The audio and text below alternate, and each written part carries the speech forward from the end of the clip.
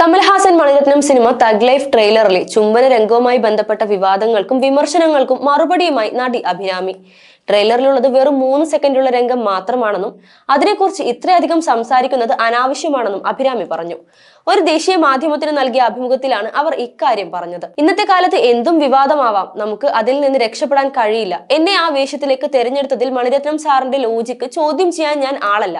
അദ്ദേഹത്തിന്റെ ലോജിക്ക് എന്ത് തന്നെയായാലും അത് അംഗീകരിക്കാൻ ഞാൻ തയ്യാറാണ്. വെറും 3 സെക്കൻഡ് മാത്രമുള്ള സീനാണത്. അത്രമാത്രം ട്രെയിലർ കാണിച്ചത് കുറച്ച് തെറ്റിദ്ധാരണ ഉണ്ടാക്കിയെന്ന് തോന്നാം. സിനിമയും ആ രംഗവും ചുംബനത്തിലേക്ക് നയിക്കുന്ന കാര്യങ്ങളും കാണുമ്പോൾ നിങ്ങൾക്ക് ഒട്ടും പ്രശ്നം തോന്നുകയില്ല.